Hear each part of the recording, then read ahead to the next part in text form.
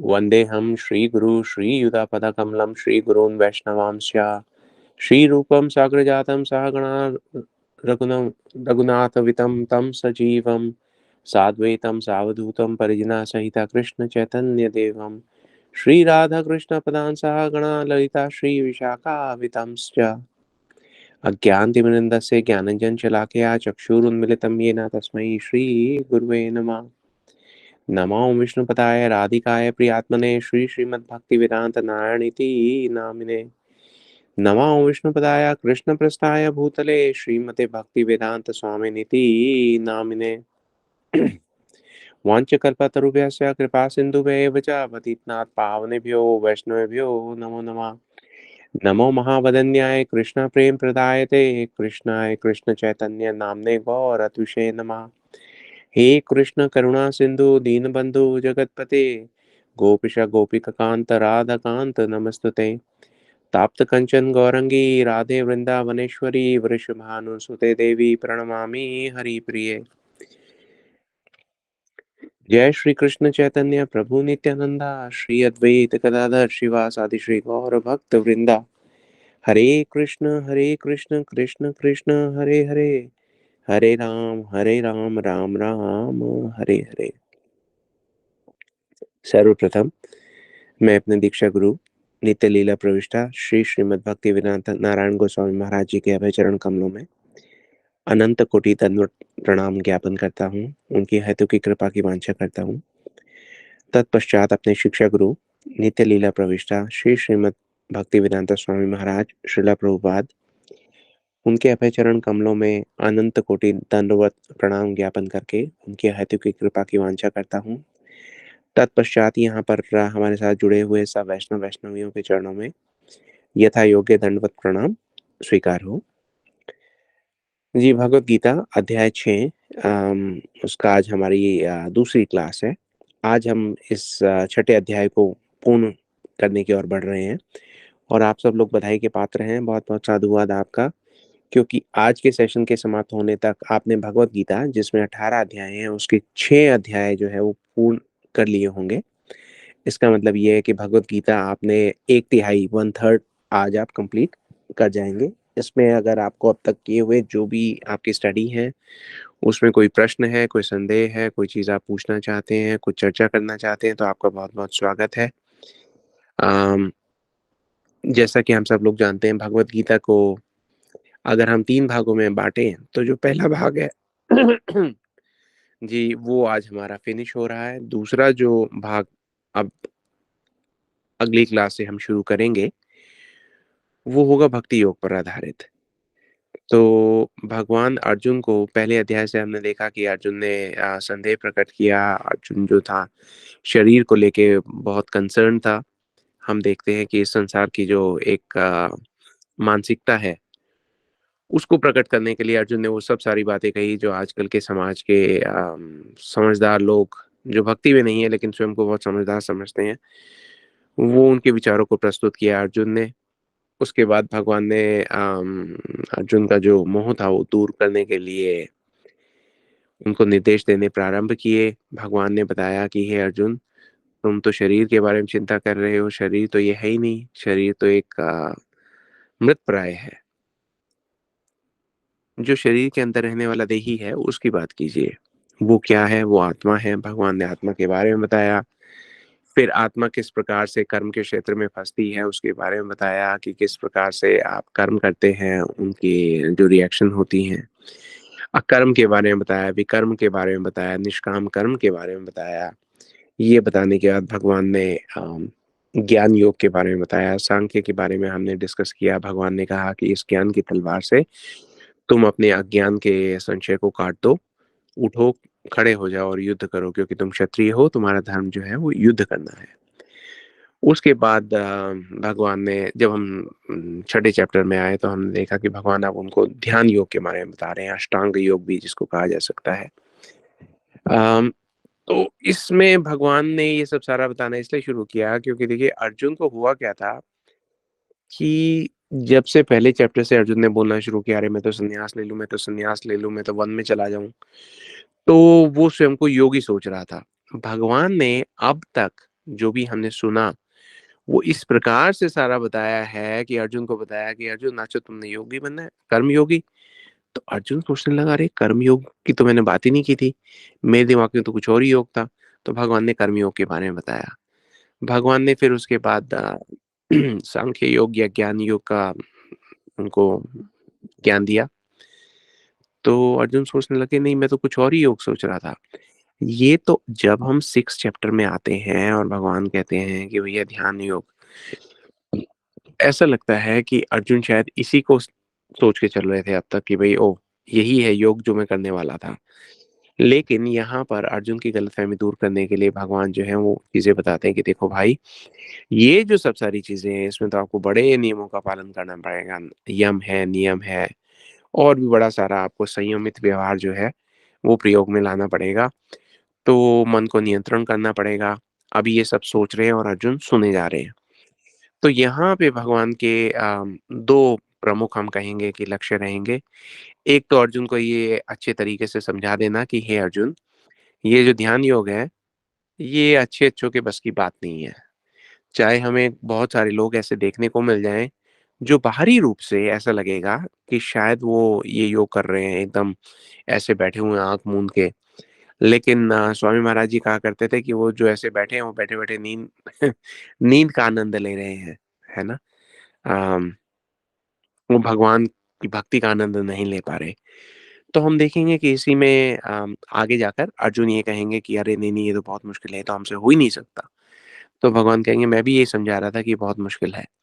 और ये समझाते-समझाते पिछली क्लास में भी, पिछले सेशन में भी हमने ये डिस्कस किया था कि जब हम ये सब सारी चीज़ें देखते हैं, सुनते हैं, तो हम ये महसूस करते हैं, एक अनुभव आता है हमें कि जो एक भक्त है वो कितने सहज भाव से, कितनी सरलता से ये सब सारी चीज़ें वैसे ही कर रहा है, लेकिन ऊपरी दृष्टि से देखा जाए तो ऐसा लगता है कि वो एक भौतिक जीवन जी रहा है।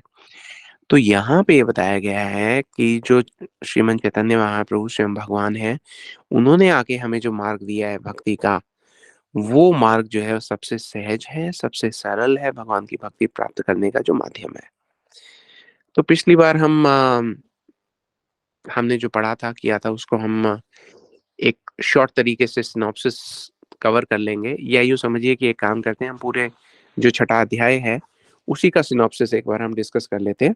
उससे हमें ईज़ी हो जाएगा पूरा समझने के कि इसकी रूपरेखा क्या है, छठे अध्याय में क्या कहा गया है और किस प्रकार से भगवान हमें अपने उपदेश दे रहे हैं, ताकि अर्जुन की समझ में वो बात आ जाए और वो मान जाएँ कि हाँ, ये तो हमारे बस की है ही नहीं। तो हमने देखा, जब हमने शुरू भी किया लास्ट सेशन में, तो हमने पाया कि भगवान कृष्ण जो है वो किसी के मन और इंद्रियों को नियंत्रित करने के जो साधन है, उस साधन के रूप में अष्टांग योग, या हम कह सकते हैं ध्यान की प्रक्रिया जो है उसकी व्याख्या करते हैं। अब वहाँ से जब वो व्याख्या करने के लिए आगे बढ़ते हैं, तो हम देखते हैं कि पहले 2 जो श्लोक हैं, उसमें भगवान एक प्रकार से निष्काम कर्म योग के बारे में बता रहे हैं। वो ये कह रहे हैं कि भैया जो भी आप करो वो निष्काम होके करो। संन्यास लो तो कर्म के फल से संन्यास ले लो। इसका मतलब ये है कि जो आप करें वो केवल और केवल भगवान की प्रसन्नता के लिए, उनकी संतुष्टि के लिए आप कार्य करें। अपनी संतुष्टि के लिए ना करें, अपने भोग के लिए कार्य ना करें, भगवान के योग के लिए कार्य करें। संन्यास लेना है तो कर्म से नहीं, कर्म के फल से संन्यास लीजिए। तो ये निष्काम कर्म योग जो भगवान ने बताया, उसके बाद भगवान ने ये बताया कि अष्टांग योग क्या है, अष्टांग योग के जो स्तर हैं, एक तो योग अरुक्ष है और एक योग अरूढ़ है। उसके बारे में हमने थोड़ा-सा डिस्कस किया था कि सबसे पहले तो किसी भी व्यक्ति को ये पता होना चाहिए कि भई किस प्रकार से, मान लीजिए अष्टांग योग है, वो कैसे करना है, उसके अभ्यास क्या-क्या हैं और उसमें किस प्रकार से स्तर बाय स्तर हृदय की धीरे-धीरे शुद्धि होती चली जाती है ना? और जब वो पूर्णतः शुद्ध हो जाता है, तो फिर वो अष्टांग योग का अभ्यास कर सकता है। अब इस योग का अभ्यास करने के लिए भगवान ने ये भी कहा कि अपनी इंद्रियों को आपको नियंत्रण में लाना पड़ेगा, पूर्ण मानसिक संतुलन प्राप्त करना पड़ेगा। जैसे आप यूँ समझिए, एक दिए की जो लौ है, वो ऐसी स्थान पे हो जहाँ पे वायु नहीं है, एकदम स्थिर। तो फिर उसके बाद भगवान ने आगे जब बढ़े तो भगवान ने 5वें श्लोक से 10वें श्लोक तक ये बताया कि किस प्रकार से आपको अपने मन पर नियंत्रण करना चाहिए। अगर आप सही में अष्टांग योग के उन्नत चरण में आना चाहते हैं तो उसके लिए आपको मन पे नियंत्रण करना होगा और इंद्रिय विषय जो है उनसे वैराग्य की आवश्यकता पड़ेगी। तो यहाँ पर भगवान ने मन पर नियंत्रण के महत्व को समझाना शुरू किया था। उन्होंने ये कहा कि व्यक्ति को अपने मन से अपना उद्धार करना चाहिए, है ना? और अपनी जो इंद्रियां हैं उससे ऐसा कोई कार्य नहीं करना चाहिए जिससे मानव जन्म का अपमान हो सके। तो यहाँ पर भगवान ने एक जो टॉपिक बताया कि अपने मन से उद्धार करना चाहिए, तो हमें समझ आना चाहिए कि भाई मन जो है वो हमारा उद्धार तब करेगा जब मन हमारा मित्र होगा। तो भगवान ने ये बताया कि देखिए जिस व्यक्ति ने अपने मन पर विजय प्राप्त कर ली है, मन उस व्यक्ति के लिए सबसे अच्छा मित्र है। और जो इस मन पर विजय प्राप्त नहीं कर पाया है, उस व्यक्ति के लिए ये मन सबसे बड़ा शत्रु है ना? इसको हमने और अच्छी तरीके से समझने के लिए एक उदाहरण भी लिया था कि किस प्रकार से 5 घोड़े हैं एक रथ के। वो जो 5 घोड़े हैं वो 5 इंद्रियाँ हैं। रथ का जो सारथी है वो मन है, मन उन इंद्रियों को कंट्रोल में कर सकता है, लेकिन वो तब करेगा जब वो मन आपका मित्र होगा। उस रथ में ही एक यात्री बैठा हुआ है, वो यात्री हम ही हैं। एक आत्मा है जो कि बड़ी परेशान है कि कहाँ किस रथ में फंस गए भाई, ये मन तो हमारा कंट्रोल में ही नहीं आ रहा। एक ऐसे रथ में वो हैं जो रथ आउट ऑफ कंट्रोल है और दूसरा सिनेरियो ये है कि एक ऐसे रथ में है जो उनके कंट्रोल में है। तो इसलिए भगवान ये कहते हैं कि अगर आप अपने जीवन का एक्सीडेंट नहीं कराना चाहते हैं तो अपने मन को अपना मित्र बना लीजिए, है ना? और मित्र बनाने के लिए भगवान ने और भी बताया कि कैसे कैसे करना है। सबसे पहले जैसे ध्यान योग की जब बात आई तो भगवान ने 11वें और 12वें श्लोक में ध्यान योग की जो तैयारी है उसके बारे में बताया कि किस प्रकार से आपको एक एकांत स्थान पर जाना चाहिए। अम, जमीन पे पहले तो आप कुशा जो घास है वो बिछाइए, सॉफ्ट कीजिए। फिर जाके एक हिरन ढूंढिए जो मर गया हो, मरे हुए हिरन की जो मृग छाल है वो लेके आइए। उसको भी एक मुलायम कपड़े से ढक दीजिए। फिर आप उस आसन पे बैठिए, उसका लेवल चेक कीजिए। आसन कहीं ज़्यादा ऊँचा नहीं होना चाहिए, नीचा नहीं होना चाहिए।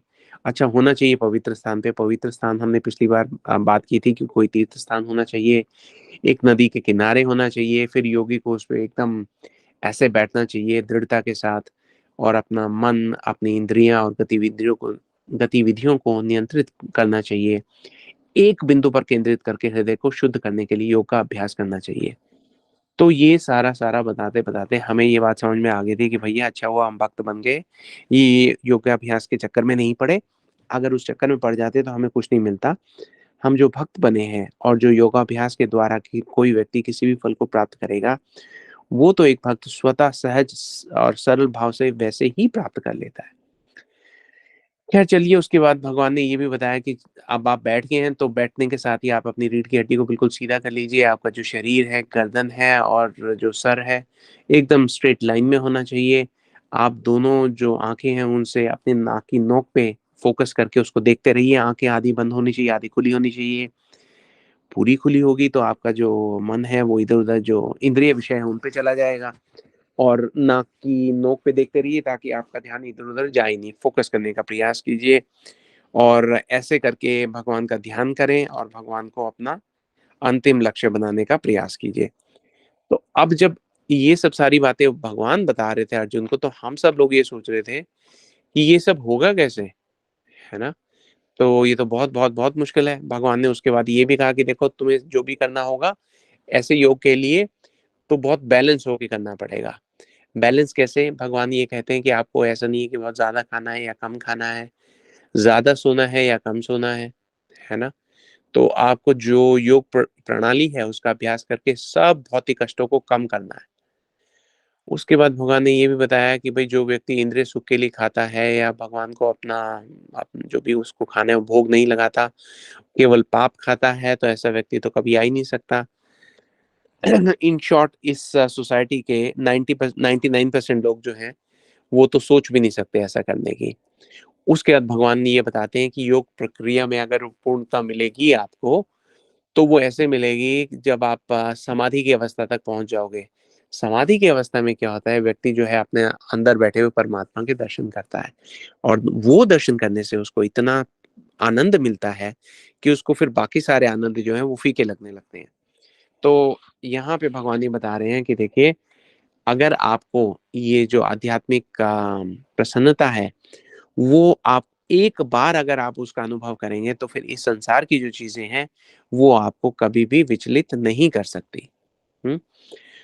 उसके बाद भगवान ये बताते हैं एक सिद्ध योगी का दर्शन क्या होता है? सिद्ध योगी का दर्शन ये होता है जब वो भगवान को देख लेता है, वो आत्म साक्षात्कार हो जाता है उसको, तो फिर वो सब प्राणियों में भगवान की उपस्थिति को देख सकता है ना? और जब ये इस स्टेज पे आ जाता है तो भगवान ये कहते हैं कि वह पवित्र आत्मा जो है वो भगवान को कभी नहीं खोती, वो सदैव भगवान के साथ ही रहती है ना? उसमें भी भगवान आगे ये बताएँगे कि ये ऐसा व्यक्ति योगी कौन है? सच्चा योगी वो है जो सभी प्राणियों के सुख-दुख में सहानुभूति रखता है। ऐसा नहीं कि केवल अपना-अपना सोचता है। तो हम ये देखते हैं कि जो भक्त लोग हैं, वो करते ही यही हैं। हुँ। प्रहलाद महाराज से हिरण्यकशिपु के वध के पश्चात भगवान श्री नरसिंहदेव ने पूछा कि हे प्रहलाद, बताओ तुम्हें क्या चाहिए? प्रहलाद महाराज ने कहा कि नहीं, मैंने भक्ति की है, मैंने व्यापार नहीं किया, मुझे आपसे कुछ नहीं चाहिए। भगवान कहते हैं नहीं, नहीं देखो, मैं आ तो गया ही हूँ और मेरी इच्छा है तुम्हें कुछ देने की, तो कुछ माँगो। तो वहाँ पे प्रहलाद महाराज ये कहते हैं कि हे भगवान, अगर आपको कुछ देना ही है, तो आप ये कीजिए कि मैं ये देखता हूँ कि इस संसार में इतने सारे लोग अपने-अपने कर्मों के कर्म फल के चक्कर में पड़कर यहाँ पर कितने परेशान हैं, कितने दुखी हैं, कितने कष्टों में पड़े हुए हैं। तो आप इन सब के जो पाप हैं, वो आप मुझे दे दीजिए और इन सब लोगों को पाप मुक्त करके आप अपने धाम ले जाइए। तो ये है वैष्णव की परिपाटी। तो एक वैष्णव ऐसा ही सोचता है। तो भगवान ये बता रहे हैं कि जब कोई योगी जब सिद्ध हो जाता है, तो वो ये समझ जाता है कि भई देखिए, जो भगवान हैं वो प्रत्येक जीव में विद्यमान है ना? और भगवान की उपस्थिति जब वो देखता है, तो वो उस जीव के प्रति आदर भाव रखता है और उसकी किसी भी कष्ट को अपना कष्ट समझता है। तो फिर उसके बाद हम ये देखेंगे कि अर्जुन ये कहेंगे कि भगवान से कहेंगे, हे भगवान, ये आप जो-जो मुझे बता रहे हैं करने को, ये तो हो ही नहीं सकता। हुँ, और जब ये हो ही नहीं सकता, तो फिर मैं करूँगा कैसे? अब ये भगवान ने यही बात सुनने के लिए अर्जुन से पूरी की पूरी अष्टांग योग की प्रक्रिया को सुनाया था, है ना? अब अर्जुन का जो मन था वो तो बड़ा बेचैन था और अस्थिर हो रहा था और उसको लग रहा था कि भई ये तो मैं इसको जब योग करने बैठूँगा, जंगल में चला जाऊँगा, तब मुझे शांति का अनुभव होगा। तो भगवान ये बता रहे हैं कि भैया, अगर तुम्हें वहाँ पे जाना है तो जाने से पहले सुन तो लो कि तुम करोगे क्या? तो जब अर्जुन ने सुना तो उन्होंने कहा कि हे भगवान, इस योग प्रणाली का पालन करना तो ऑलमोस्ट इम्पॉसिबल है ना? आप ये देखो, बैठने का तरीका है, स्थान का चयन है और जो भौतिक विषय हैं उनसे मन को अलग करने के लिए भी नियंत्रण करना है। तो उन्होंने ये कहा कि हो सकता है कुछ लोगों के लिए संभव हो, लेकिन मेरे लिए तो संभव नहीं है। क्योंकि जो मन है, वो मन बहुत बेचैन रहता है, बहुत ज़िद्दी है और इसको कंट्रोल करना ऐसे है जैसे हवा को नियंत्रित करना। हवा ब अर्जुन तो ये कहते हैं कि हवा को पकड़ना आसान है, मन को पकड़ना, मन को नियंत्रण में लाना पॉसिबल नहीं है। जब ये कह देते हैं अर्जुन, तो हम लोग ये सोचते हैं कि देखिए हम लोग कितने भाग्यशाली हैं कि भगवान चैतन्य महाप्रभु जब आए, हम गौड़िया धारा में हैं, यहाँ पे ये कहा गया है। देखिए, जब पूरी सृष्टि का जब प्रलय हो जाता है, सब सारी आत्माएँ भी महाप्रलय के समय वापस कर्णोदक्षाय विष्णु के शरीर में प्रवेश कर जाती हैं। उसके बाद इतने अनंत वर्षों तक जिसकी कोई सीमा ही नहीं है, वहीं पे रहती है सुप्त अवस्था में। उसके बाद भगवान की इच्छा से वो दोबारा प्रकट होती हैं, वापस भौतिक जगत में उनका प्रवेश होता है। तो भी जब उनका प्रवेश होता है, हम देखते हैं कि उनके अंदर जो है वो इच्छा शक्ति पहले से है ना? तो वो जो इच्छा शक्ति उनके अंदर है, वो इच्छा है भोग की इच्छा। तो पूरा का पूरा प्रलय हो गया, पूरा महाप्रलय हो गया, एक चीज़ नष्ट नहीं हुई, वो क्या? भोग की इच्छा। और यहाँ पर, है ना, महावदन्याय चैतन्य महाप्रभु आए हैं, नित्यानंद प्रभु जी के साथ आए हैं, बहुत-बहुत करुणामयी हैं। आप ये देखिए कि वो इतने करुणामयी हैं, इसका पैमाना क्या है? कैसे निर्धारित किया जाए कि भाई कितने करुणामयी है? तो हम ये देखते हैं कि भोग करने की एक इच्छा जो महाप्रलय भी नष्ट नहीं कर पाई थी, महाप्रभु ने आकर महामंत्र का प्रचार करके हमें उद्यान में देकर हमें वो कुंजी दे दी है, जिसके द्वारा हम ये समझिए कि असंभव को भी संभव कर सकते हैं। असंभव को संभव इसलिए कर सकते हैं कि जो व्यक्ति भगवान के पवित्र नाम का जाप करता है, तो धीरे-धीरे हम ये देखते हैं कि उसका जो पूरा ध्यान है, वो भगवान पे, भगवान के वचनों पर, भगवान के द्वारा कहे गए वाणी पर, भगवान की लीलाओं पर, इन सब सारी चीज़ों में रहता है और ये रहने की वजह से वो बाकी सब सारी चीज़ों को कंट्रोल कर ही लेते हैं, है ना? तो अर्जुन ये भी पूछते हैं आगे जाके, वो ये कहते हैं कि भई एक अगर मान लीजिए सब सारा कोई ट्राई कर रहा है, ठीक है? और ट्राई करने के बाद भी वो सक्सेसफुल नहीं होता, तो फिर वो कहाँ जाएगा, उसका क्या होगा? तो भगवान ये कहते हैं देखो, अगर कोई योगी असफल हो जाए, ठीक है? तो भी उसका कोई ह्रास नहीं होगा, उसका कोई नुकसान नहीं होगा, उसे फिर भी फ़ायदा होगा। अर्जुन कहते हैं भई क्या फ़ायदा होगा? अब मान लो अगर वो योग के चक्कर में ना पड़ा होता, जैसे इस जगत के लोग हैं, भौतिक जगत के जो लोग हैं, वो सब सारी चीज़ें कर रहा होता, तो ये समझा जाता है, कोई ये कह सकता है कि भई जो भौतिक व्यक्ति है, कम से कम उसको भौतिक संसार तो उपलब्ध है। यहाँ पे अगर कोई योगी बनने का प्रयास किया और वो असफल हो गया, तो जब उसने योगी बनने का प्रयास किया तो उसने भौतिक जगत को तो छोड़ ही दिया बेचारे ने और आध्यात्मिक जगत के चक्कर में उसने योग करना शुरू किया और वो भी उसको नहीं मिला। तो इस संसार के लोग कह सकते हैं कि भई धोबी का कुत्ता, ना घर का, ना घाट का। तो अर्जुन भी यही पूछ रहा है कि हे भगवान, उसको ना तो ये मिला, ना वो मिला, तो ये क्या पोपट हो गया? तो भगवान ये कहते हैं कि नहीं, तुम ध्यान से सुनो। ये जो अगर कोई योगी बनने का प्रयास करता है और उस प्रयास में वो कोई शुभ आध्यात्मिक गतिविधियों में लगा रहता है, तो ऐसे व्यक्ति को जो अगला जन्म आने पर उसको उसका फल मिलता है। उसने अपनी यात्रा जहाँ छोड़ी थी उससे आगे वो अपनी यात्रा को शुरू करता है ना? उसके बारे में विस्तार में हम थोड़ी देर में चर्चा करेंगे। तो भगवान ने अर्जुन को ये भी कह दिया कि हे अर्जुन, अगर तुम ऐसा करोगे तो तुम इस बात से फेल्योर से मत डरो। ये बहुत बड़ा पॉइंट है क्योंकि हम ये देखते हैं कि इस संसार में, इस भौतिक जगत में, इस समाज में अक्सर लोग ये मतलब एक डर जो है वो सर्वव्यापक है कि अरे भक्ति में चले गए तो तुम्हारे जीवन का क्या होगा? तो यहाँ पे भगवान ये कह रहे हैं कि भाई भक्ति में जो जाता है या मुझे प्राप्त करने के लिए जो भी प्रयास करने की ओर बढ़ता है, उसका उत्तरदायित्व तो मैं स्वयं ले लेता हूँ।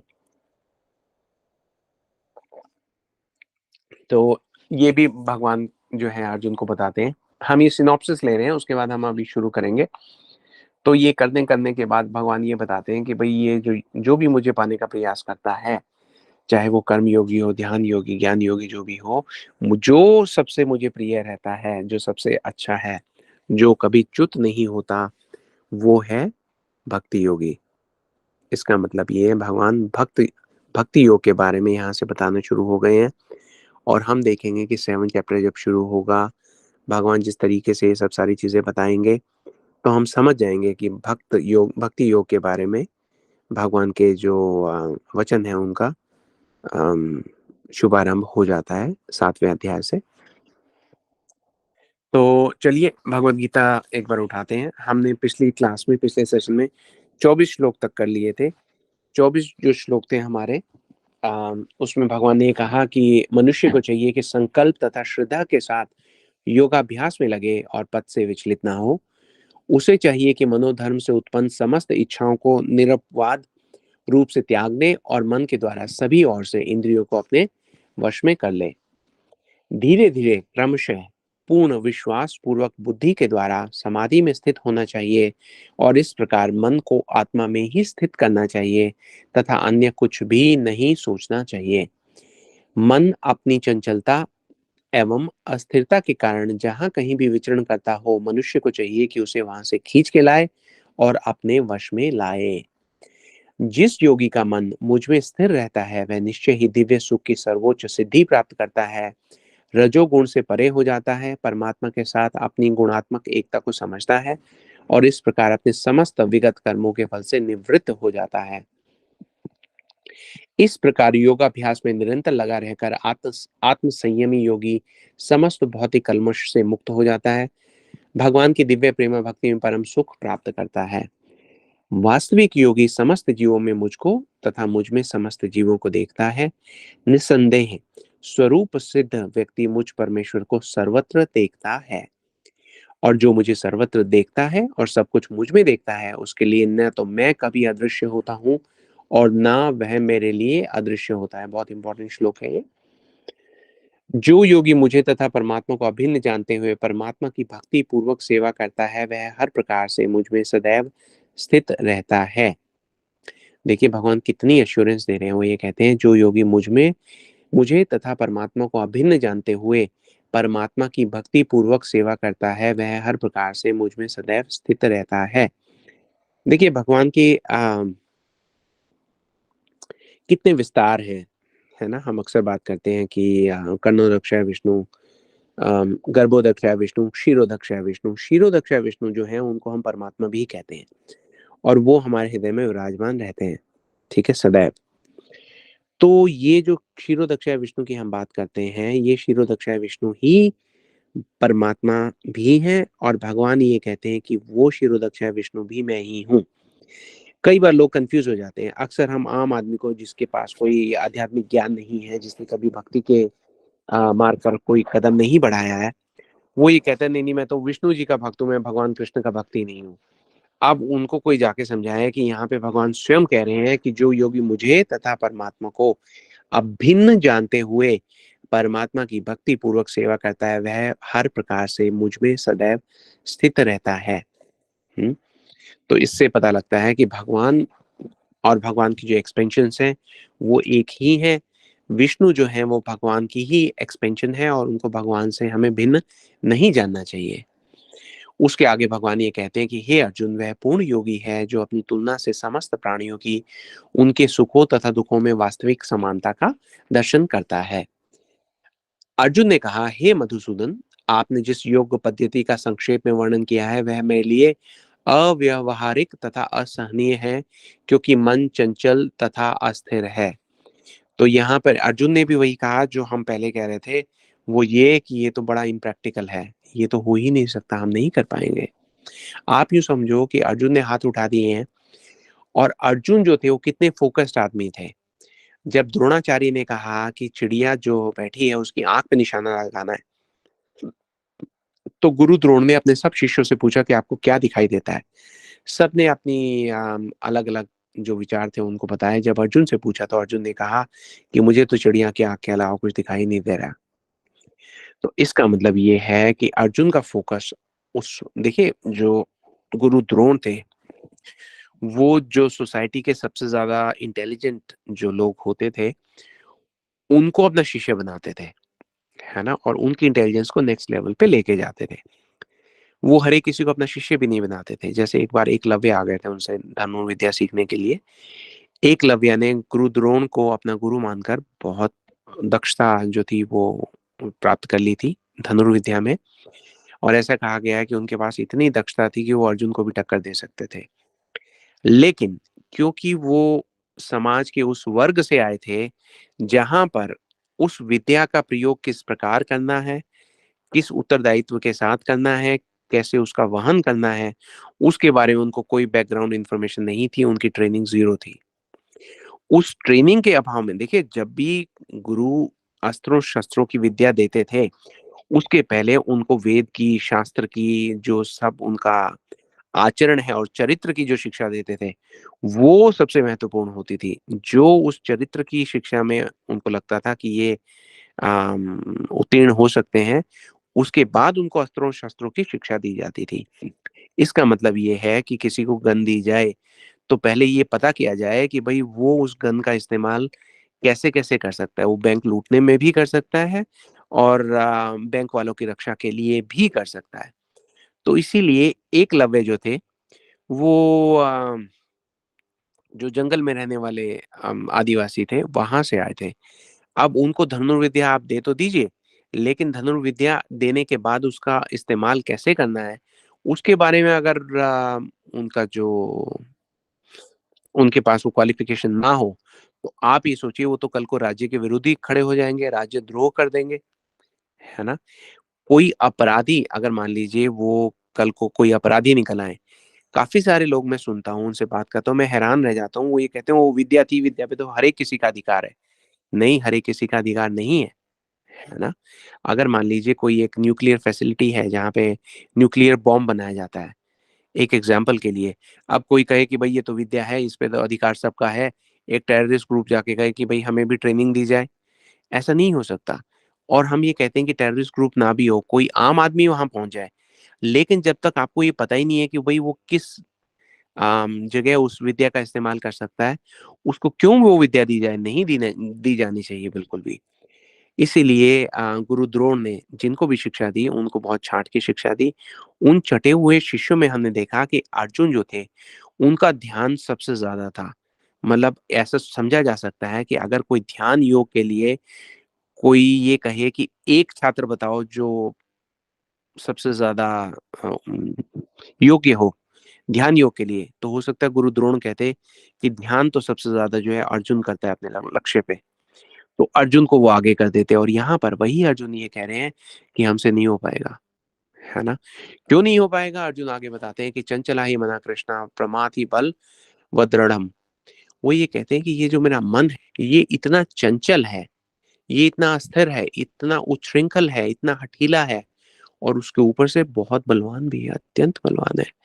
अतः मुझे इसे वश में करना वायु को वश में करने से भी अधिक कठिन लगता है।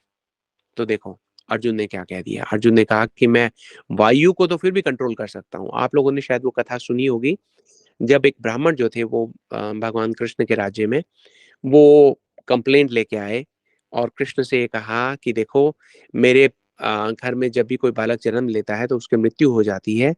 ऐसा कहा गया है कि जो प्रजा है वो अपने राजा के द्वारा किए गए किसी ऐसे कर्म का फल चुकाती है। तो लगता है हमारे यहाँ ये सब ऐसा हो रहा है क्योंकि आप एक अच्छे राजा नहीं है, है ना? अब अर्जुन ने सुना तो अर्जुन तो भगवान के विरुद्ध कुछ सुन नहीं पाते थे। अर्जुन ने कहा नहीं, नहीं तुम ऐसा क्यों कह रहे हो? अगली बार जब आपकी पत्नी जो है जब भी उनको प्रसव पीड़ा हो आप हमें बताइएगा बालक के जन्म से पहले। मैं आके बाणों का एक ऐसा कवच बना दूँगा आपके घर के चारों ओर, जहाँ से मृत्यु भी उसमें प्रवेश नहीं कर पाएगी, है ना? तो अब अर्जुन जो इतने कॉन्फिडेंट थे, वो ये कह रहे थे कि मैं बाणों से एक ऐसा समूह बना दूँगा, एक ऐसा कवच बना दूँगा कि मृत्यु भी प्रवेश नहीं कर पाएगी। वो ये कहते हैं बाकी सब तो ठीक है लेकिन मन मेरे से कंट्रोल में नहीं होगा। जी, इन मॉडर्न टाइम्स हम देखते हैं कि some researchers they have conducted studies कि आपको ब्रेन में वो सब सेंसर्स लगा के आपके जो उनके होते हैं सेंसिंग पैड्स वगैरह लगाते हैं, फिर उसकी एक्टिविटीज़ देखते हैं। तो उनका ये कहना है कि एक दिन में हमारा जो सबकॉन्शियस माइंड है, कॉन्शियस माइंड में तो सोचिए मत क्या-क्या है। जो सबकॉन्शियस माइंड है उसमें 60 टू 80,000 थॉट्स आती हैं और चली जाती हैं। तो कहाँ-कहाँ जा रहा है हमारा मन? एक क्षण में कहीं से कहीं, कहीं से कहीं, कहीं से कहीं, तो ये मन कंट्रोल में नहीं आ सकता।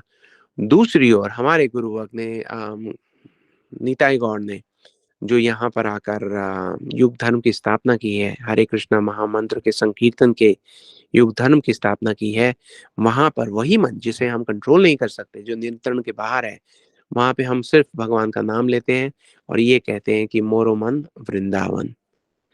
तो मात्र इतना कहने से, मात्र इतना करने से वो मन जो किसी के कंट्रोल में नहीं आ रहा था, हमारा मित्र बन जाता है और भगवान के चरणों की धूलि को देखने लगता है। तो ख़ैर चले वापस आते हैं। अर्जुन ये कह रहे हैं कि कृष्ण उस असफल योगी की गति क्या है जो प्रारंभ में तो श्रद्धा पूर्वक आत्म साक्षात्कार की विधि ग्रहण करता है, लेकिन बाद में भौतिकता के कारण उससे विचलित हो जाता है और योग सिद्धि को प्राप्त नहीं कर पाता। हे महाबाहु कृष्ण, क्या ब्रह्म प्राप्ति के मार्ग से भ्रष्ट ऐसा व्यक्ति आध्यात्मिक तथा भौतिक दोनों ही सफलताओं से च्युत नहीं हो गया और छिन्न भिन्न बादल की भांति विनष्ट नहीं हो जाता, जिसके फलस्वरूप उसके लिए किसी लोक में कोई स्थान नहीं रहता?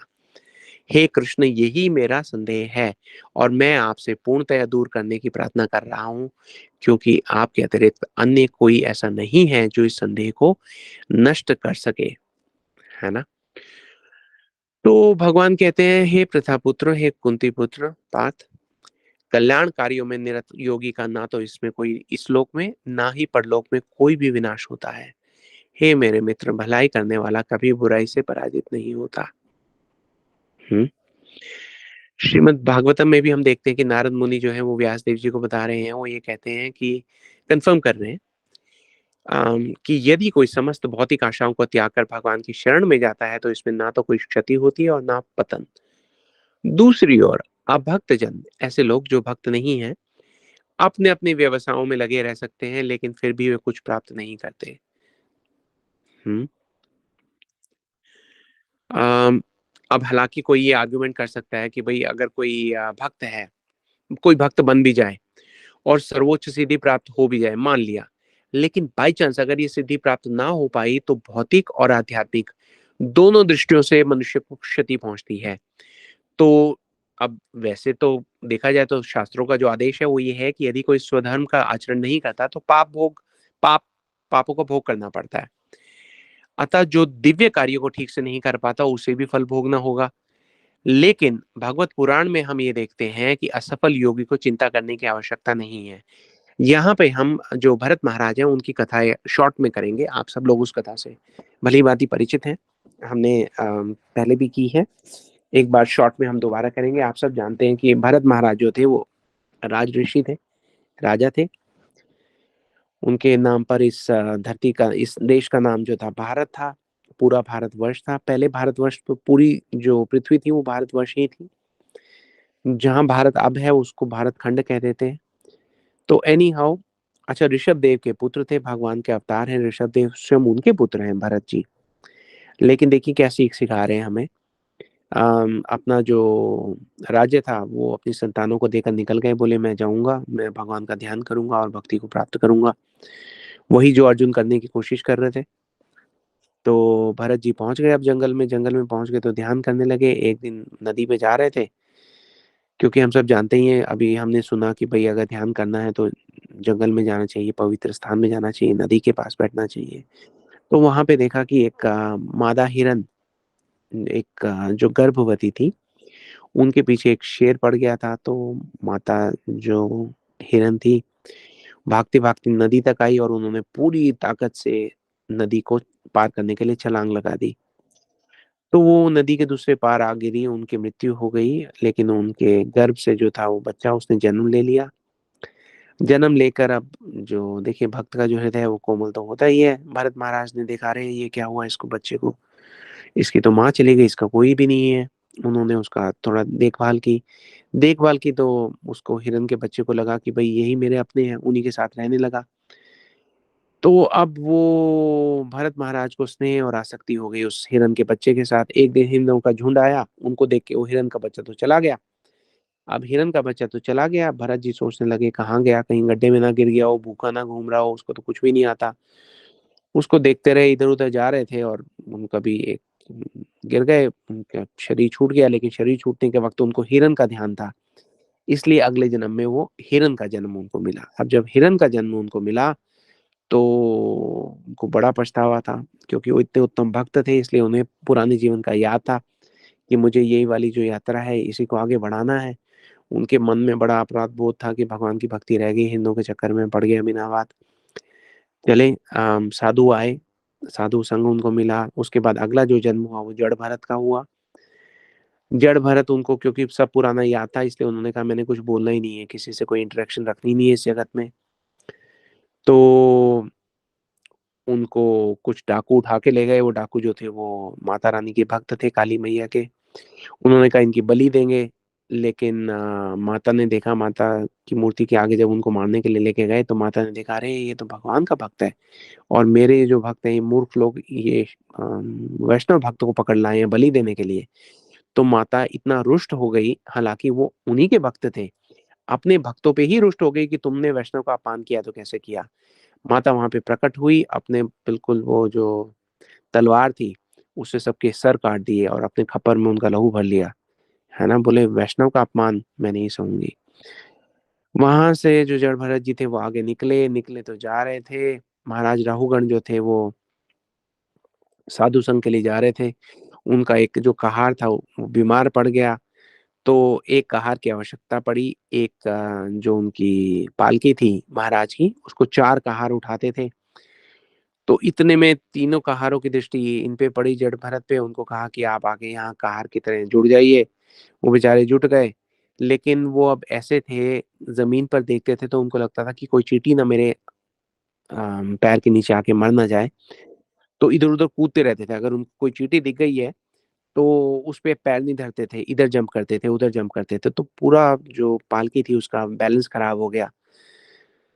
तो महाराज ने पालकी रुकवा दी, पालकी से उतरे और ये कहा कि भई तुम मूर्ख तो नहीं हो, तुम ये कैसे कार्य कर रहे हो? तो फिर जड़ भरत अपना मुख खोलते हैं और ये कहते हैं कि मतलब तुम किसकी बात कर रहे हो? शरीर की या आत्मा की? क्योंकि शरीर तो मैं हूँ नहीं, मैं तो एक आत्मा हूँ। अब महाराज राहुगण को तो समझ में आ गया कि भैया ये मेरे से क्या गलती हो गई। ये तो लगता है भगवान के कोई भक्त हैं, जिनको मैंने एक लाइक ए सर्वेंट अपनी सेवा में लगा दिया, तो वो वहाँ पे उनके चरणों में पड़ जाते हैं। उनको ये कहते हैं कि भई आप इस जंगल में क्या कर रहे हैं? मुझे ज्ञान दीजिए। पूरा बताते हैं जड़ भरत जी। फिर रघुगण कहते हैं कि आपके जैसा विद्वान, आपके जैसा साधु, आपके जैसा गुरु ज्ञानी यहाँ पे इस प्रकार से कैसे घूम रहा है? ये आपकी हालत कैसे हो गई? तो जड़ भरत जी कहते हैं कि देखिए ये मेरी हालत का जो अगर कोई उत्तरदायी है तो वो आप हैं महाराज। राहुगण जी उनको देख रहे हैं जड़ भरत को कि मैं कैसे हूँ? तो जड़ भरत जी बताते हैं कि पिछले जन्म में मैं भरत था, हिरण के साथ आसक्ति हो गई और मेरी ऐसे मृत्यु हो गई। हिरण का विचार करके मृत्यु हुई तो मैं हिरण बना और इस प्रकार मुझे 3-3 जन्म लेने पड़े। हे महाराज राहुगण, आप ही वो हिरण हैं जिनकी आसक्ति में मेरी मृत्यु हुई थी। आप इस जन्म में राजा बनकर आए हैं। तो भगवान ये बताते हैं कि भगवान या आप ये समझिए श्रीमद् भागवत पुराण, वो हमें यही बताते हैं कि किस प्रकार से भगवान हमारी भक्ति की रक्षा करते हैं हर जन्म में। तो यहाँ पे अर्जुन का जो डाउट था, वो इस कथा के द्वारा हम दूर कर सकते हैं कि भगवान स्वयं कह रहे हैं कि भई उनका कभी भी कम नहीं होते। असफल योगी पवित्र आत्माओं के लोकों में अनेक-अनेक वर्षों तक भोग करने के बाद या तो सदाचारी पुरुषों के परिवार में या कि धनवानों के कुल में जन्म लेता है, अथवा यदि दीर्घ काल तक योग करने के बाद असफल रहे तो वह ऐसे योगियों के कुल में जन्म लेता है जो अति बुद्धिमान है। निश्चय ही इस संसार में ऐसा जन्म दुर्लभ है। हे कुरुनंदन, ऐसा जन्म पाकर वह अपने पूर्व जन्म की दैवी चेतना को पुनः प्राप्त करता है और पूर्ण सफलता करने के उद्देश्य से वह आगे उन्नति करने का प्रयास करता है। अपने पूर्व जन्म की दैवी चेतना से वह न चाहते हुए भी स्वतः योग के नियमों की ओर आकर्षित होता है। ये आप सब लोगों की बात कर रहे हैं यहाँ पे। देखिए आप सब लोग किस प्रकार से भक्ति की ओर आकर्षित हुए हैं, तो आप ये समझ जाइए कि पिछले जन्मों में आपने बहुत चीज़ें की हैं। आपने ध्यान योग, ज्ञान योग, कर्म योग ये बहुत किया है ना? आप में से कुछ लोग देवता भी रह चुके हैं, स्वर्ग में जाके आए हैं। हुँ? तो उसके बाद आप यहाँ पे इसलिए आए हैं क्योंकि आपके मन में इच्छा थी कि भगवान की भक्ति करें। तो हम जिन-जिन हालात में हैं, जो भी हमारी परिस्थितियाँ हैं, वो परिस्थितियाँ इसलिए हैं ताकि हम हर संडे को रात को 12 बजे, सॉरी आप लोगों के 7:30 बजे इकट्ठे हो सकें और भगवान के बारे में जानने का प्रयास कर सकें। अगर आप वो नहीं होते जो आप आज हैं, कुछ और होते, तो आप हर संडे को 7:30 बजे इकट्ठे होके भगवान के बारे में जानने का प्रयास नहीं करते। भगवान ने आपको जो जन्म दिया है, जो परिस्थितियाँ दी हैं, वो करुणावश आप पे करुणा करके, आप पे दया करके, आपसे प्रसन्न होकर ये जन्म दिया है। तो आप जिस भी हालात में हैं, उसको कभी भी उस अपमानित नहीं कीजिएगा। ये मत सोचिएगा कि अरे! मुझे दुःख आ गया, मुझे कष्ट आ गया, मेरी परिस्थितियाँ कठिन हैं। आप ये सोचिए कि भगवान कितने दयालु हैं कि वो स्वयं बैठकर भगवान कह रहे हैं ना पूरा हिसाब लगा रहे हैं। वो ये कह रहे हैं कि इसकी ज़िम्मेदारी मेरी है। मैं गारंटी कार्ड पे साइन करूँगा कि जो भी मेरी भक्ति करेगा, उसको अगले जन्म में उसकी भक्ति को आगे बढ़ाने के लिए, सुविधाएँ देने के लिए मैं स्वयं प्रस्तुत होऊँगा। तो ये भगवान ही हैं जो आज की ये टेक्नोलॉजी कह लीजिए, आप जो भी कह लीजिए, हम लोगों का आपस में एक-दूसरे के साथ बंधन है। जिस प्रकार से जड़ भरत जी महाराज राहुगण को कह रहे हैं कि देखिए आपकी वजह से जो थे मेरा नुकसान हुआ, लेकिन मेरे मन में आपके मंगल की कामना थी। और वही मंगल की कामना आज पूरी हुई है। मैंने आपको पूरा का पूरा जो भगवत भक्ति का उपदेश दिया है ना? वैष्णव के हृदय में कुछ और होता ही नहीं दूसरों के प्रति, उनकी शुभकामनाएँ ही होती हैं। तो इस बात को आप समझ लीजिएगा, बहुत इंपॉर्टेंट चीज़ है कि हम जहाँ भी हैं, जैसे भी हैं, अगर हमें भगवान की भक्ति प्राप्त हो रही है, तो इसका मतलब ये है, भगवान personally is looking after us, है ना? तो भगवान को प्रसन्न करना हमारे लिए बहुत-बहुत आसान है। भगवान फिर कहते हैं कि और जब योगी समस्त कल्मश से शुद्ध होकर सच्ची निष्ठा से आगे प्रगति करने का प्रयास करता है, तो अंतोतगत्वा अनेक जन्म के अभ्यास के पश्चात वह सिद्धि लाभ करके परम गंतव्य को प्राप्त करता है। योगी पुरुष तपस्वी से, ज्ञानी से तथा सकाम कर्मी से बढ़कर होता है। अतः हे अर्जुन, तुम सभी प्रकार से योगी बनो, और समस्त योगियों में जो योगी अत्यंत श्रद्धा पूर्वक मेरे परायण है, अपने अंतःकरण में मेरे विषय में सोचता है और मेरी दिव्य भक्ति करता है, मेरी दिव्य प्रेम भक्ति करता है, वह योग में मुझे परम अंतरंग रूप से युक्त रहता है और सबों में सर्वोच्च है। यही मेरा मत है। देखिए भगवान ने किस प्रकार से कितना अच्छा-अच्छा बताया, है ना? इसमें अर्जुन ये भी पूछते हैं कि भई ये तो बड़ा मुश्किल है, ये कैसे होगा? तो उसके जवाब में भगवान ही उनको ये बताते हैं कि देखिए ये होगा अभ्यास से और वैराग्य से। अभ्यास क्या क्या चीज़ का है? भगवान के जो पवित्र नाम का जाप है उसका हमें अभ्यास करते रहना चाहिए। उसका अभ्यास करने के साथ-साथ हमें प्रयास करना चाहिए साधु संग का, है ना? एक प्रकार से आप यूँ समझिए कि जब शबरी जी ने राम जी की सेवा की, उनको बेर खिलाए, भगवान बहुत प्रसन्न हुए। प्रसन्न होकर भगवान ने नवधा भक्ति का उपदेश दिया। तो वहाँ पे तुलसीदास जी ये लिखते हैं, वो ये कहते हैं, नवधा भक्ति कहूँ पुहि माही, सावधान सुनु धरु मन माही। प्रथम भक्ति संतन कर संगा, दूसरी रति मम कथा प्रसंगा। 2 चीज़ें आप पकड़ लीजिए जो आप करते ही हैं, वो क्या? एक तो सत्संग, हुँ? प्रथम भक्ति संतन कर संगा, दूसर रति मम कथा प्रसंगा। अ, पहली चीज़ तो सत्संग कीजिए, और सत्संग में क्या कीजिए? आपकी रति होनी चाहिए भगवान की कथा के प्रसंग के लिए, भगवान की लीला सुनने की आपकी एक उत्कंठा होनी चाहिए। जब वाल्मीकि जी के पास जाकर भगवान श्री राम कहते हैं कि हे महामुनि, आप मुझे बताइए कि मैं कहाँ रहूँ? तो वाल्मीकि जी हैरान हो जाते हैं, वो कहते हैं कि स्वयं आप परम ब्रह्म हैं, मुझसे पूछ रहे हैं कि आप कहाँ रहे हैं? वो ये कहते हैं कि हे राम, मुझे ये बताइए कि आप कहाँ नहीं हैं, है ना? आप तो सब हैं, सब जगह हैं, लेकिन फिर भी आपका आदेश हुआ है, तो इस तत्व को प्रकट करने की आपकी आज्ञा का पालन करते हुए मैं ये कहता हूँ कि सबसे पहला स्थान आप कहाँ रहिए? आप वहाँ रहिए, उन हृदयों में रहिए जिनके हृदय में आपके जो लीलाएँ हैं, वो लीला स्थली हैं, उनके हृदय आपकी लीला स्थली हैं। इसका मतलब हमारे हृदय में भगवान की लीलाएँ चलती रहती हैं। आप वहाँ रहिए जिनके कान जो हैं, वो समुद्र के समान हैं। समुद्र के समान क्यों कहा? समुद्र के समान इसलिए कहा कि जिस प्रकार जो समुद्र है उसमें जगह-जगह से इतनी भाँति-भाँति की जो नदियाँ हैं, वो बह-बह कर मिलती रहती हैं, फिर भी समुद्र जो है कभी भरता ही नहीं, कभी अपनी सीमा के ऊपर नहीं जाता। तो ये कह रहे हैं कि ये कान ऐसे समुद्र बन जाएँ कि इन कानों में गंगा की तरह, गंगा नदी की भाँति आपकी जो कथाएँ हैं वो जाती रहें, जाती रहें, जाती रहें, लेकिन फिर भी ये कान कभी भरे नहीं। इसका मतलब इनमें आपकी कथा लीला श्रवण का ये जो प्यास है वो कभी बुझे नहीं, है ना? ये चाहें कि आप और करके देते जाएँ। तो पहले तो ये करना पड़ेगा कि हमें अभ्यास करना पड़ेगा। अभ्यास कैसे? सत्संग का अभ्यास करना पड़ेगा, अपने जीवन को नियमित करने का अभ्यास करना पड़ेगा कि हाँ, हमें भगवान की कथा सुननी है, सुननी है, सुननी है। और दूसरी चीज़ भगवान कहते हैं वैराग्य। वैराग्य किस चीज़ से होगा? अगर हम लोग वैराग करने जाएँगे तो हम वैराग नहीं कर पाएँगे। हमें तो अनुराग करना है। अनुराग किससे करना है? भगवान से करना है। भगवान से अनुराग का मतलब है बाकी सब सारी चीज़ों से हमारा वैराग अपने आप ही हो जाएगा, है ना? जी, एक व्यक्ति था, उसको ये समझिए कि कुछ आर्थिक तंगी थी, पैसा बिल्कुल नहीं था, बहुत गरीब था। आटे की गोलियाँ कोयले के ऊपर सेक के खाता था बिना नमक की। एक दिन उसको एक मौका मिला, जब एक होटल में उसको नौकरी मिल गई, वहाँ होटल का मालिक उससे बड़ा खुश था और रोज़ उसको खाने को रसगुल्ले देता था। तो अब जब वो रसगुल्ले खाने लगा तो अब उसको वो जो पहले खाता था बेचारा आटे की गोलियाँ फीकी, सख्त, जो उसके गले के नीचे नहीं उतरती थी, अब उसको उन आटे की गोलियों के लिए वैराग करने की आवश्यकता नहीं है। वो अब उसको अनुराग हो गया है रसगुल्लों से। जब रसगुल्ले में उसको स्वाद आएगा तो पिछली जो दूसरी चीज़ें उसकी वो खाना ही नहीं चाहेगा, उसका ध्यान ही नहीं जाएगा, उसके पास कोई टाइम ही नहीं है उसके लिए।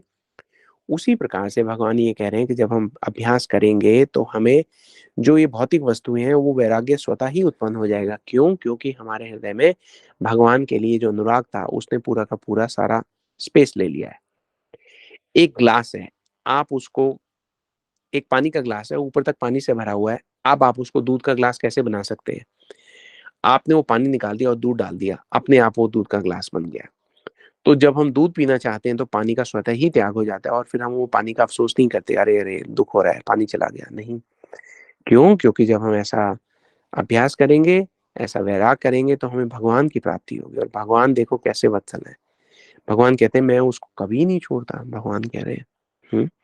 महाभारत का युद्ध हो गया है, भीष्म पितामह जो है बाणों की शैया पर हैं, लेकिन उनकी भगवान से ही प्रार्थना है, भगवान जब उनसे मिलने आते हैं तो कहते हैं कि आप मेरे सामने रहिए, है ना? और मेरी ये इच्छा है कि मैं प्राण जब त्यागूँ, जब आप मेरे सामने हो। भगवान ये कहते हैं कि भई मैं हमेशा-हमेशा के लिए आपको ये वचन देता हूँ कि जब तक आपके प्राण नहीं निकलेंगे, मैं यहाँ से नहीं जाऊँगा। अब युधिष्ठिर महाराज सोचने लगते हैं, बोले अरे ये तो बड़ा थोड़ा-सा टेक्निकल इश्यू आ गया। वो भगवान से कहते हैं कि सुनिए, भगवान कहते हैं, हाँ जी, बोलिए। कह रहे भगवान आप तो हमें पूरे उसमें डाँटते रहे हो कि हम बिना सोचे-समझे प्रतिज्ञा कर लेते हैं, ये है, वो है, लेकिन ये आपने क्या प्रतिज्ञा कर ली? आप तो जानते ही हैं कि जो पितामह भीष्म हैं, उनको इच्छा मृत्यु का वरदान प्राप्त है ना? और अब ये कहते हैं कि भई ये आपको देखते-देखते शरीर छोड़ेंगे, लेकिन ये तो आपके परम भक्त हैं। अगर आपको ये देखते रहेंगे, तो इनका दिल ही नहीं करेगा आपको छोड़ के जाने का, है ना? तो फिर ये तो यहीं खड़े रहेंगे, आप भी यहीं खड़े रहोगे। ये तो पता नहीं कितने युगों तक यहीं बैठे रहेंगे। आप भी यहीं रहोगे, हम भी यहीं रहेंगे। तो इसका क्या समाधान होगा? तो भगवान ये कहते हैं कि देखो तुम चिंता मत करो। मैं मान गया कि भीष्म पिता ने मैंने ये कह दिया है क्योंकि उनके हृदय में इतना प्रेम, भक्ति है मेरे लिए। लेकिन कुछ समय के पश्चात जब वो ये देखेंगे कि उनके नेत्रों को सुख देने के लिए उनके जो ठाकुर हैं, उनको खड़ा रहना पड़ रहा है, तो उसी क्षण अपना वो शरीर त्याग देंगे, है ना? तो भगवान जो है भक्त के लिए ये संबंध है भगवान और भक्त का। भगवान भक्त के लिए वो ये कहते हैं जब तक आप कहेंगे मैं अपनी जगह से हिलूँगा नहीं। और भक्त है, भक्त ये कहता है अरे मेरी वज़ह से ठाकुर को परेशानी हो रही है। नहीं, नहीं, नहीं मैं अपना शरीर त्याग देता हूँ। इसे कहते हैं वैराग्य, इसे कहते हैं अभ्यास।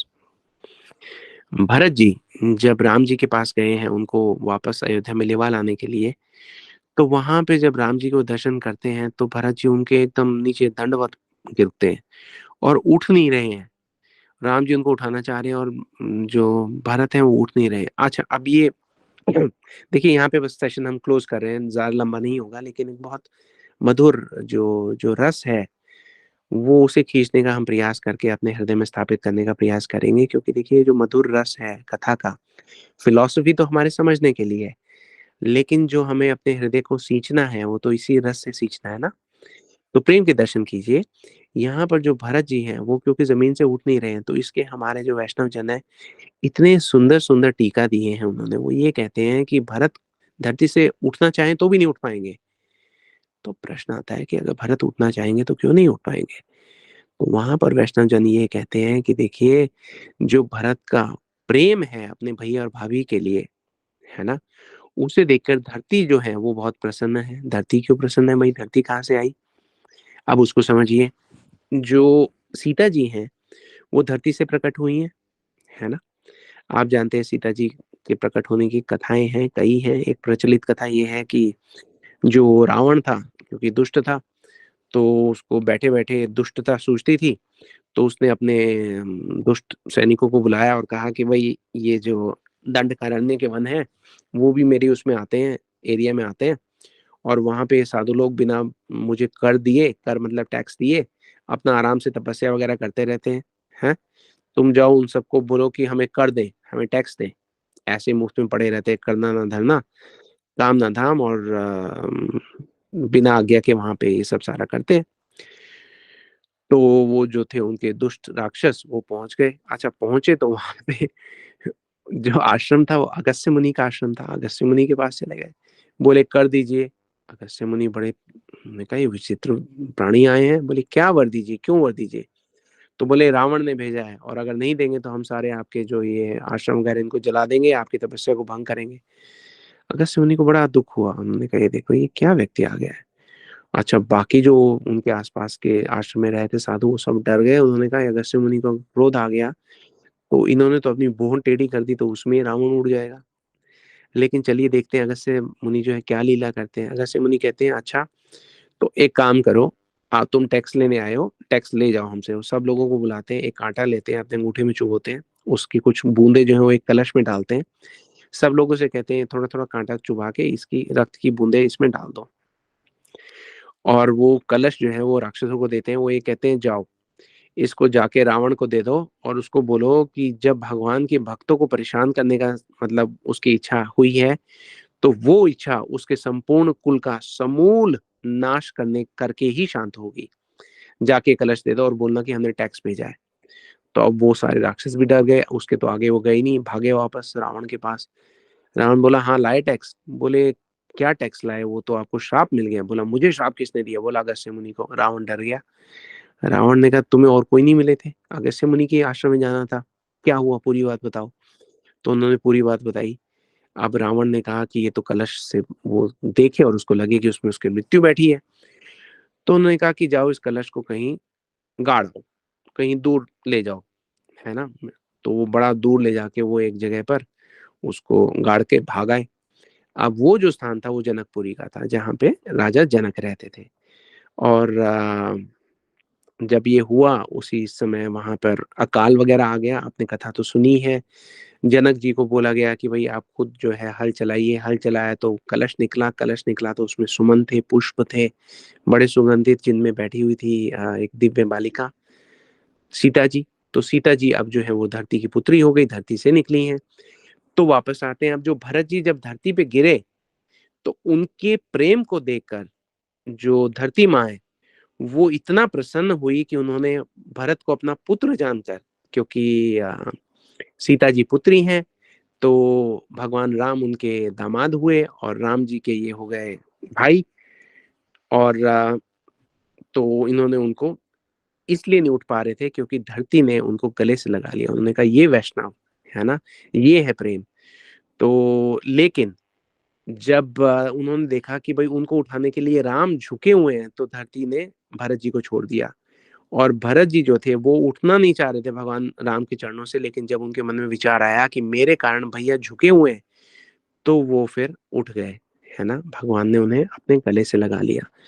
तो ये सब लीलाएं भगवान आके यहाँ पे इसलिए करते हैं ताकि हमको पता लगे कि भगवान का हृदय क्या है।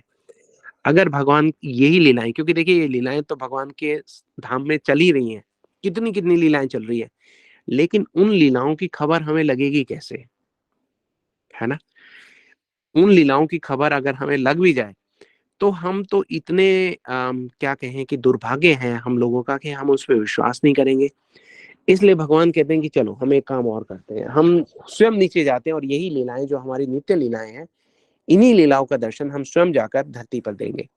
तो जब भगवान ऐसा करते हैं, वो यहाँ पे स्वयं आते हैं, अपनी लीलाएं करते हैं, दिखाते हैं। वैष्णव लोग, संत लोग, साधु उनके दर्शन करते हैं, उनको लिखते हैं, और उसमें इतना मधु उंडेल देते हैं, इतनी मिठास डाल देते हैं कि जब भी हम उन लीलाओं का श्रवण करते हैं, हमारे हृदय का कल्मश ऐसा लगता है कि धुल के कहाँ चला गया, हमें दिख ही नहीं रहा। तो ये सुनते हैं और ध्यान देते हैं। भगवान के प्रति हमारे मन में प्रेम उत्पन्न होता है। जब हम प्रेम से भगवान को याद करते हैं, भक्ति के साथ भगवान की सेवा करते हैं, तो उसे भक्ति योग कहते हैं। भगवान ने छठा अध्याय जो है समाप्त कर दिया है। भगवान ने कहा है सब योगियों में मुझे अगर कोई प्रिय है तो वो जो मेरा निरंतर ध्यान करते हैं, मेरा भजन करता है। इसका मतलब है भक्ति योग, भक्ति योगी जो है भगवान को विशेष प्रिय हैं। हम सब लोगों का बहुत सौभाग्य है कि ये जो संवाद है हमारे कानों में पड़ रहा है। कितनी एश्योरेंस है हमारे लिए कि हम जो भी कर रहे हैं, सबसे पहली बात तो ये कि भगवान के पर्सनल अरेंजमेंट में हो रहा है। कितने विशेष हैं हम, how special we must be that our destinies have been designed by Lord himself. भगवान ने स्वयं ये चूज किया है कि इनको ऐसे ऐसे स्थान पर रखूंगा जिससे ये सब लोग आपस में मिलकर एक परिवार की तरह मेरे बारे में कथा किया करें, मेरे प्रति अपना प्रेम बढ़ाया करें। जब वो होगा तो मैं इनको और प्रेम दूंगा और प्रेम दूंगा और प्रेम दूंगा। तो उसी प्रेम की भीख मांगने के लिए हम यहाँ पर आते हैं। आप लोगों से मैं दोबारा प्रार्थना करता हूँ, आपके आशीर्वाद की भिक्षा मांगता हूँ कि आप इसी प्रकार से अपना सानिध्य देते रहिए, अपना आशीर्वाद देते रहिए, संग दीजिए। प्रार्थना कीजिए भगवान से कि हम सबकी भक्ति आगे बढ़े और हम लोग इसी प्रकार से आपकी और सेवा करते जाएं। अगर हमारी इस कथा सेवा में हमसे कोई त्रुटि हो गई है तो उसके लिए आप क्षमा कर दीजिए। अम, कोई अगर आप प्रश्न पूछना चाहें तो आप वो पूछ सकते हैं। हमारी योग्यता के अनुसार कोई अगर आपको लगता है कि हम सेवा कर पाएंगे तो आप कृपा करके उस सेवा के लिए हमारा प्रयोग कीजिए। हरे कृष्णा। अगर आपको कोई प्रश्न है तो आप हाथ उठा सकते हैं, और अगर कोई प्रश्न नहीं है तो हम ये अध्याय 6 के साथ आज का सेशन यहाँ पे क्लोज करते हैं। नेक्स्ट वीक जब हम मिलेंगे तो हम अध्याय 7 जो है वो शुरू करेंगे। आज यहाँ पे आने के लिए, हमारे साथ जुड़ने के लिए आप सब लोगों का बहुत बहुत धन्यवाद। अगर आप लोग नहीं होते तो हम पता नहीं कैसे सेवा करते, कैसे कोई बहाना ढूंढते कि हम अपने गुरु जी को खुश कर पाए। आपने वो अवसर प्रदान किया, इसके लिए हम सदैव आपके आभारी हैं। हरे कृष्णा, राधे राधे, दंडवत प्रणाम। हरे कृष्णा प्रभु जी, दंडवत प्रणाम। हरे कृष्णा दीदी, दंडवत प्रणाम। हरे कृष्णा प्रभु जी, दंडवत प्रणाम। हरे कृष्णा प्रभु जी, दंडवत प्रणाम दी, दंडवत प्रणाम दीदी आप सब लोगों को। हरे कृष्णा प्रभु जी, दंडवत प्रणाम। दंडवत प्रणाम दीदी, हरे कृष्णा।